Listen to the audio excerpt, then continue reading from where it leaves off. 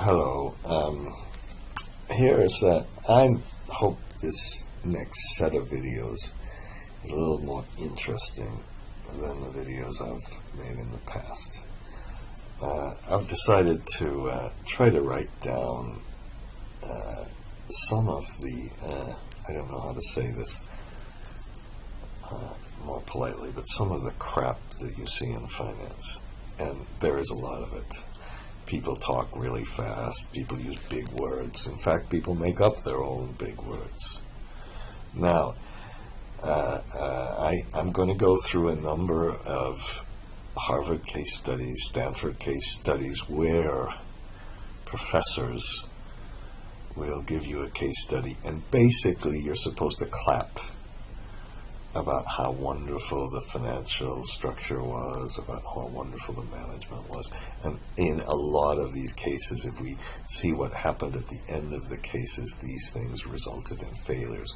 One good example is the famous Petrozuata case in Venezuela that got awarded the deal of the decade. Why you give something like Academy Awards to project finance, God only knows. But I'm going to go through some modeling. The next set of models and the next set of videos, we're going to use some of the modeling ideas in some case studies. Now, the first case study to use, really, the most wonderful case study to really think about, is the subprime crisis and the ridiculous ways that people looked at the value of houses, looked at lending practices, looked at economic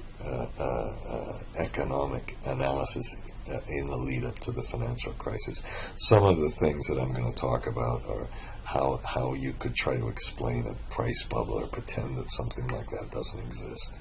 How you could ignore the surplus capacity that was occurring in the housing market and not see that the price of houses was going to come down. Now, for each of these, I'm going to try to give you some Excel practices. So we're going to try to make our Excel practices a little bit more interesting. My friend from Iran, Heidi, she suggested some of this. I don't know if I'm doing exactly what she suggested, but I'm going to try it. Now, one of the big things here is I also want to talk about failure, to really think about downside analysis, to really think about whether these people who are getting these subprime loans could actually pay their loans. What a ridiculous thing if you really looked at a scenario analysis rather than some sort of statistical mumbo-jumbo with couplets and other things. Now, where is the one that I didn't even put my favorite one of all here, okay? And so here's what we're going to do. In other videos, I'm going to show you, oops, there's the Saudi Arabian bubble. Okay, now I have some old graph here. We're going to go to a website, download the data, and put the graphs together, and some graphs on surplus capacity. We're going to talk about how people believed they could make money by flipping houses, by just sitting there and saying, okay, we can get a high return and high growth rate by just buying more houses, getting a little loan, reselling them as the price goes out. And they suddenly occurred. They suddenly ended up here where they had negative returns, still growing, this is the worst area to be, not this one. This is the worst one. You're throwing money away when you're earning a low return. We're going to talk about that. Okay, and then we're going to talk about how you extrapolate data and get a couple of more graphs, talk about making downside analysis, and then the most important one here, failure of making simple models. I want to show you that you didn't have to make a really fancy model in order to understand these so-called structured investment vehicles. So in this new book I'm making, we'll do a little of that now. So here, I've got the completed model, but excuse me for that. Why don't we do this? Why don't we just copy? Excuse me. Okay, I'm going to start from scratch. I'm going to start a new spreadsheet. Control N to start a new spreadsheet. Okay, and what's happening here? Oh, God. It looks like... No, sorry about that last thing.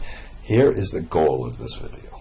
The goal is to tell you that you can create a model. These things were called toxic structured investment vehicles that were subject to synthetic, systematic risk with collateralized obligations. They were thought too complicated to analyze, and they should be outlawed and regulated because they were so complicated. In fact, they were just silly mistakes. And I want to show you in this video, we're going to use this to show you can take one of these things that look so complicated and really make an easy model and understand a lot more from a simple model than some enormously complex thing. So I made some assumptions here. Now what we'll do, I'm going to save this file and leave this completely blank. So if you would like to start and follow on from scratch, you can do this. And of course the model is at bodmer.com. Okay, now this file rather, and we'll be making this. My objective is to do this fairly quickly. It might take a little while, and let's copy this to another page and use this to make our model. We'll just have a model in one sheet. Okay, now here are some of our assumptions. We have some interest rate that we get from the subprime loans. These were supposed, maybe we'll put that as 7%. These were supposed to cover all the potential defaults and the probability of defaults. Let's make just a 30-year term for the subprime, and then we'll have an initial default rate of 5%. Now, the very first thing we'll do, let's do this, and I would love to make this one easier, but if you go to the here, I'm going to make it, the way I do this is I create a little macro, stop a macro. We're going to read in all the generic macros, and then you go to Visual Basic, and then you go and you import a file, and the file you import, I'm sorry about my accent, by the way, I'm from England. Doesn't sound like that. I was born in Manchester, does it? We'll go to the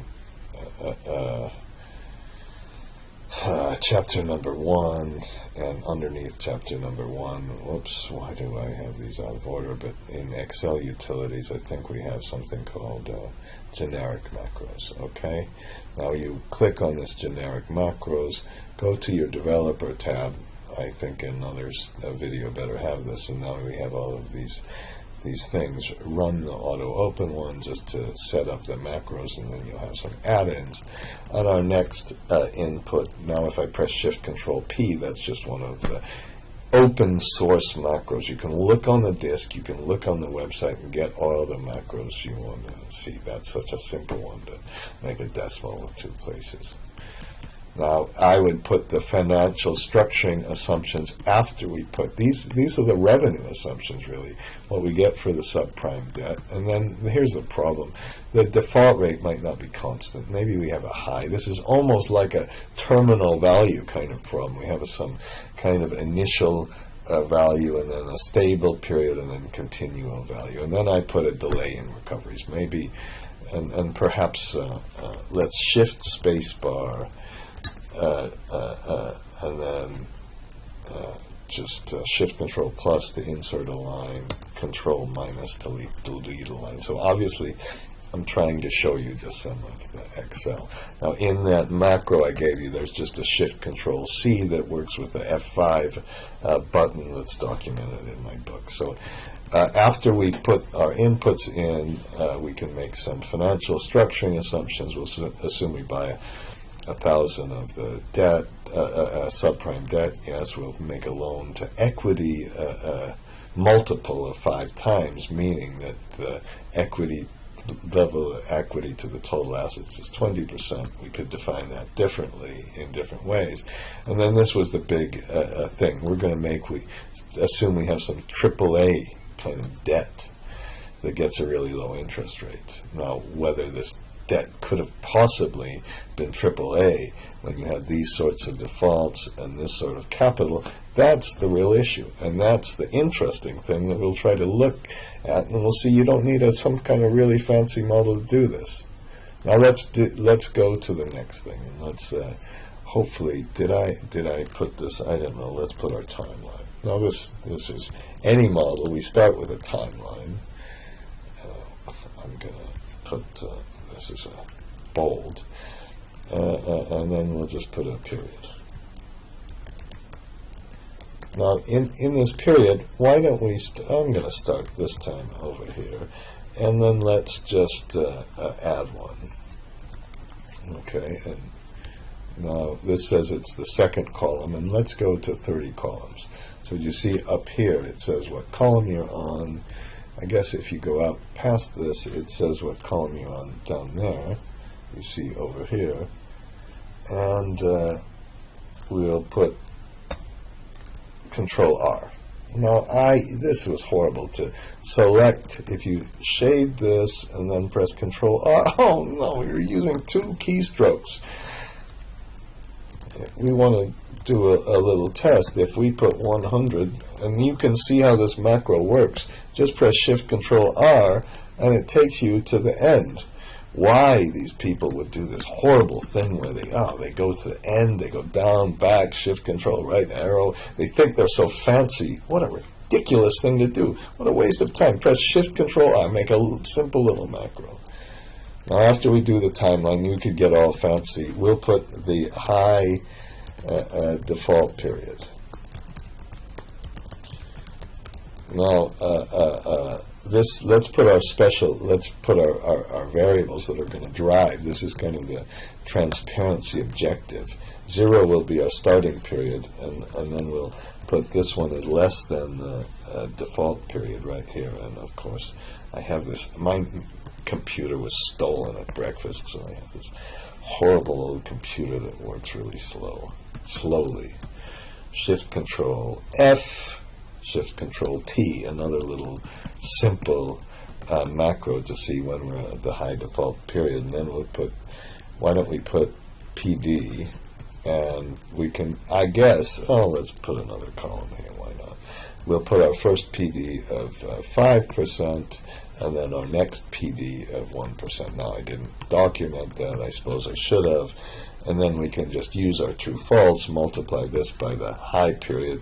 Always we're going to, and then I'll put not, of course, maybe an if statement would have been better here, times this one. Okay, so we've got our, and then Shift Control R, Shift Control P.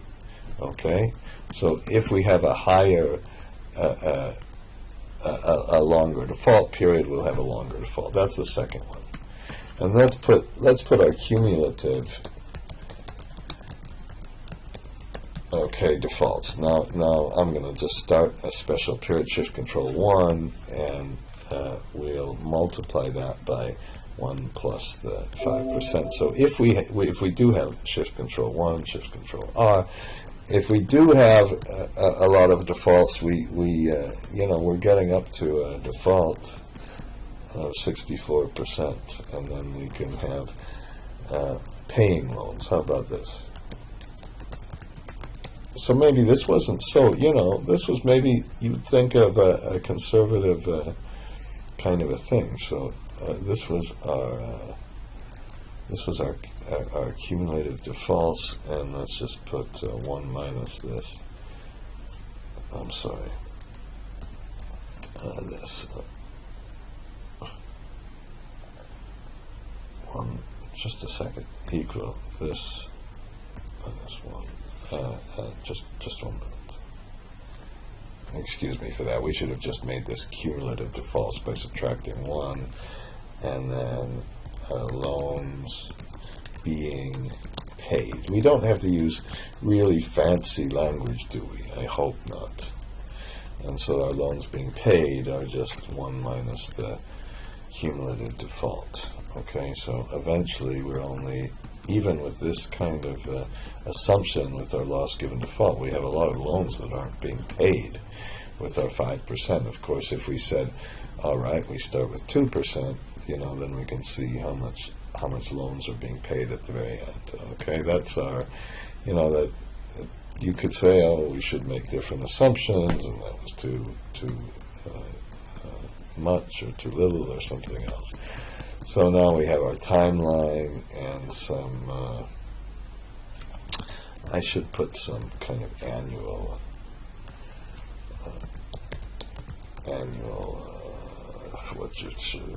assumptions. Okay, so I don't think we really needed to do much for this. Now the next thing I'm going to do, you could argue, let's do it this. Let's start with, just like if we had a regular model, we'll start with how we get paid. So revenues. And why, and our revenues, this time they come from the subprime loans. So we'll start with our loan balance. I'll call it subprime loan balance. I'm sorry you have to watch me type so slowly, and then we'll put our opening balance. Now this is going to be a touch.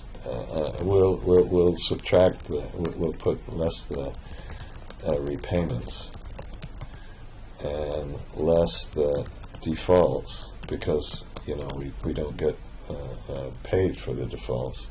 We'll put our closing balance. Now I suppose we should put some checks, and then we can get our interest income. And our interest income, we'll use our assumption here, and for our repayments, let's use our 30-year assumption here. So I'm just putting our assumptions. I'm not documenting it. I suppose I should. And then we can put recoveries.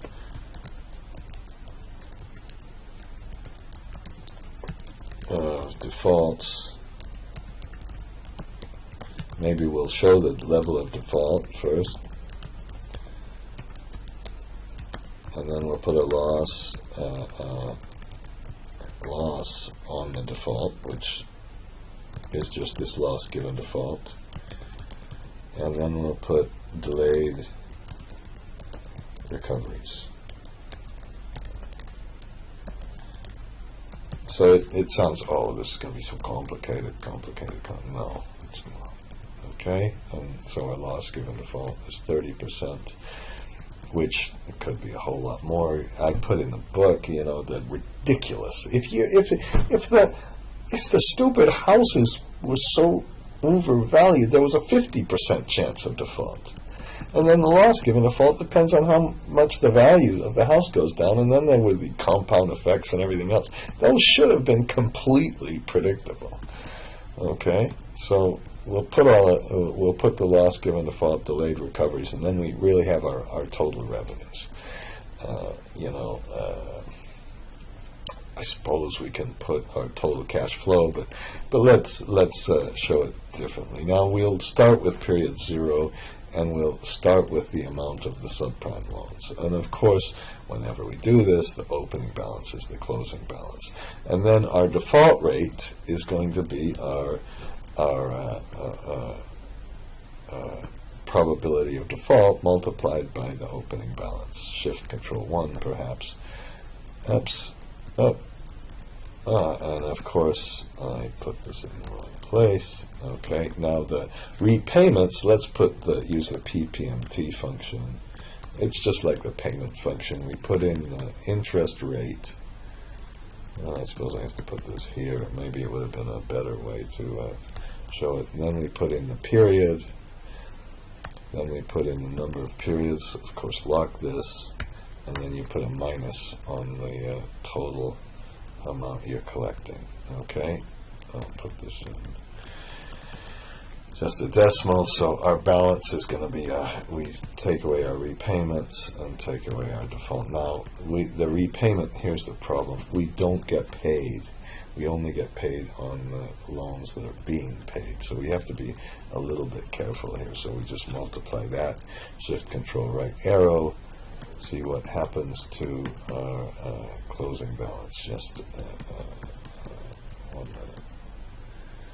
Okay, and then let me put the interest income, which is the opening balance, multiplied by the interest rate. Shift control 1, shift control R. Okay, I have to stop. Okay, sorry about that. I had a little problem. The loans being paid should have been this. Just make a little index and put 1 minus the probability of default. Excuse me for that. That was a little too fast. Okay, so now we can put our defaults up here. This is our 20. Okay, shift control R. Now I'm just freaked out a little bit. And then we can take our defaults and say, well, we're going to recover 30% of those. That's okay. If we recover them all, we don't really have a problem. And then delayed recoveries, let's just use the offset function.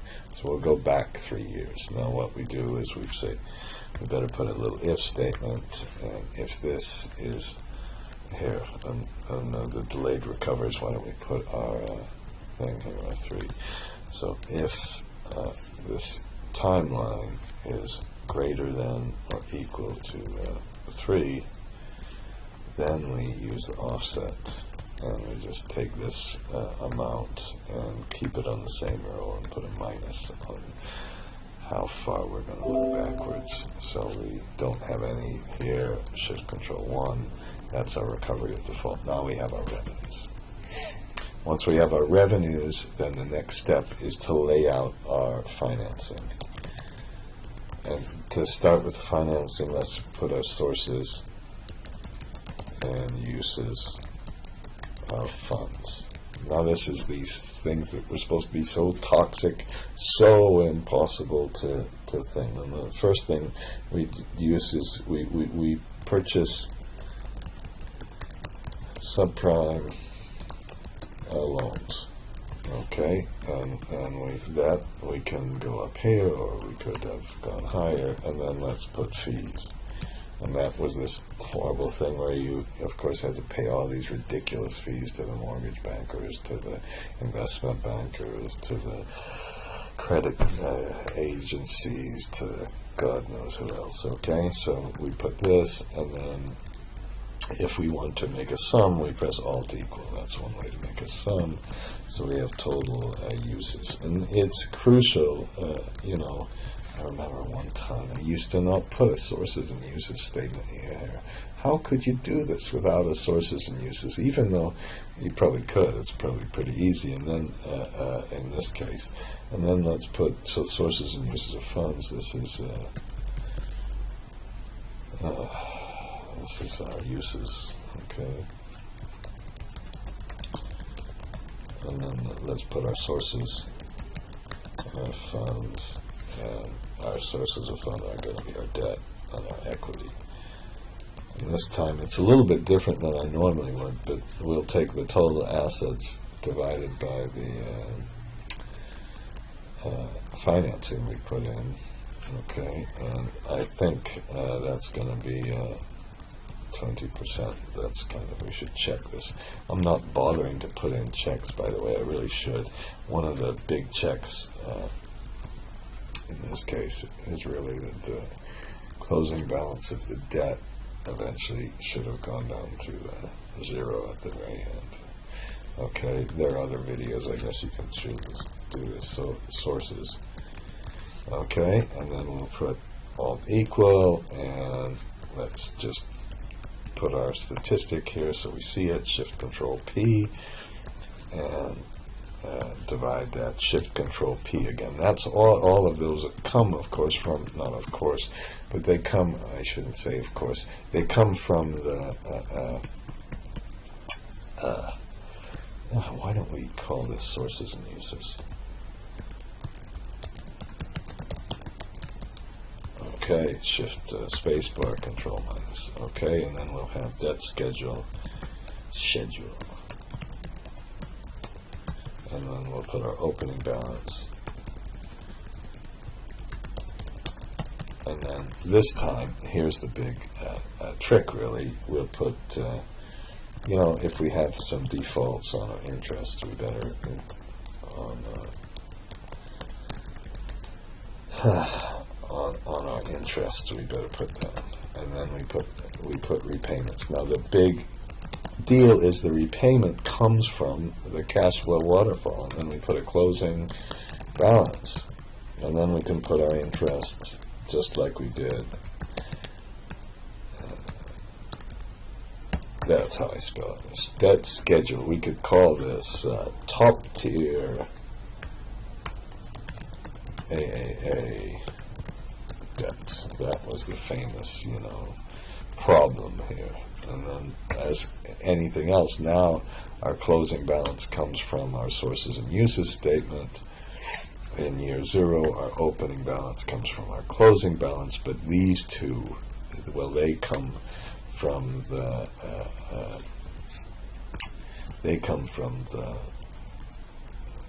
cash flow waterfall. Okay, and then we can now, where in the hell? Okay, here's this one, the interest expense. So the interest expense is this one multiplied by this one, and okay, so that's our interest expense. Our closing balance, of course, is the opening balance, and we read across. Oops, you say, oh, here, I told you to add it, so add it. And then it says to subtract it, so you subtract it. You do follow your own directions. It's not complicated. Here's the whole idea. I hope nothing is very complicated. The only thing that was tiny bit complicated that I went through quickly was this repayment function, which is a function of the debt, but this financing structure isn't so difficult. And then we put cash flow waterfall. And we should list this out. Now, revenues from interest income on subprime debt. That's our first one, okay? And then, just after that, we can add repayments of the debt. And then we can add recoveries, and then we can put total revenues. And this is the big trick. It's not a trick. You have to put a whole lot of subtotals, and then we'll put less interest paid. Now, our interest that we don't pay is our interest expense minus our interest we actually pay, and this is going to be computed with some sort of if the total interest, this is going to have a minimum payment, right? The minimum of this or the cash flow. Okay, and I guess it can't be negative either, so we should put a maximum and a minimum. And then we put how about cash flow after interest? And then we can, and here, I'm going to do this, because I had a job as an accountant, it sucked, in the 1980s, and I got yelled at for rule of lines. And if I never put my lines on, I got in big trouble. I'm sure I got in trouble all the time for my formatting. Okay, and then we have the cash flow, and then we can say, how much is repayment? And then we can put cash flow after repayment with another subtotal line, and then we can put dividends. And now we can then we can get our, sorry, I don't have any shift control R to do that one. So our dividends are how much we actually get. Okay, so let's put in our revenues. That's why we had to clearly lay out where we're getting the money. So I think I put revenues for interest income, right? And then we have revenues from repayments of the loans. And then we have these delayed defaults. And then you can press Alt equal. I guess you can't. Guess you have to put it like this with the false, huh? You have to select it, and then this is the minimum of this or the payment. So that's okay. And let's just make sure we don't have a negative. So let's put a maximum of this or 0. And that's really the whole trick. And then we take the difference, and then we can put another minimum, this time of the last subtotal we did, or the opening balance. We never want to pay off more than the opening balance, so we have another minimum. And then we better also make a maximum of this or 0, because we can't pay it off if we're not going to have negative, are we? I don't think. I have to think about that one. And so this means we have no cash flow, and that's our dividends.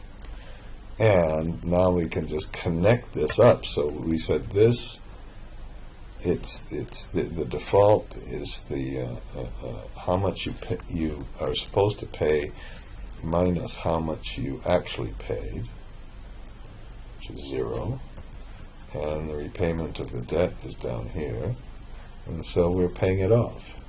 And the only real question is, what should happen? Now shift control R, and we're finished. Shift control 1. I'm sorry to waste your time with some of this formatting. Oh no. Ugh. Shift control 1. And so in this case, we pay off our debt, we get some dividends, and everything's okay. Everything's okay. That's the model of a subprime loan. Now we can put equity cash flow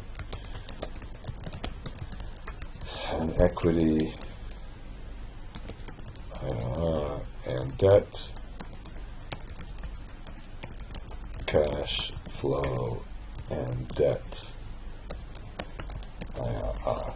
Okay, and the equity cash flow is just the dividends, but we better put a minus on the amount we put into the company.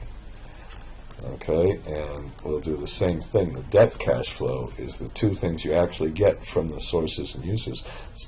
So the cash flow waterfall, which is, that's where you take it from. Don't take it from any place else. Take it from actually the amount you actually paid. And then you put a minus on the amount of debt you issued. And then you shift control R, and you put equal IRR, and remember our laziness rule is we click on line 64 and press shift control P. That's not good enough. IRR, here's the problem, and shift control P. Our debt was paid off, but our equity return is kind of miserable for this. So that shows you that this, okay, so that shows you the first problem with this whole structure. It didn't really work. You know, if you put in 10 times here, and then let's put our equity IRR, and put an equal sign and go down and get the equity IRR.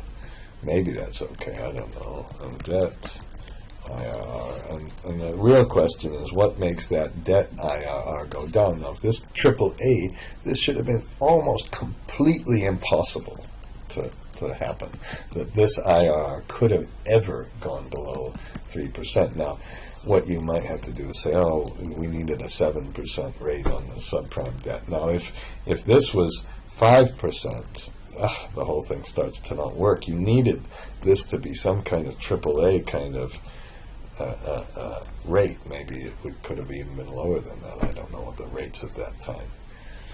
Now here's the problem. If we have a default rate, which could have been totally predictable if the prices of houses were going down and the loan to value ratios were something in the neighborhood of 100%, you know, there were these famous laws given defaults that are much higher. That's okay. Everything's still okay so far. But if this was 15% or 20%, then we see, and that's not altogether impossible. Why don't we fix the equity IRR and put an equal, and this time put a if error, and I don't know. I should almost make your own thing, okay? So that we have a default scenario that's okay, it's not likely, but these were supposed to be impossible scenarios. I think it could have been likely. 15%.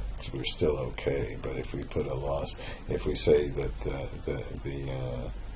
where's this 15% occurs for 10 years, then we don't have it. So, that shows you some of the inputs. You didn't have to use couplets and Monte Carlo simulation and everything else to kind of get the answers. And of course, the equity return is long gone in this case. So I'll put it back to where we started. Where was the probability of default? 2%. Okay. And I think that's enough. I'm stopping there. And the whole objective of this was to show you, and where do we want to put this? I'm going to put this on the disk, and I'm going to call this CDO Exercise.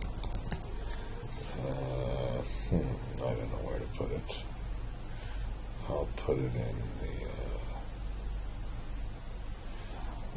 real estate exercises. How's that? Okay, CDO Exercise 1.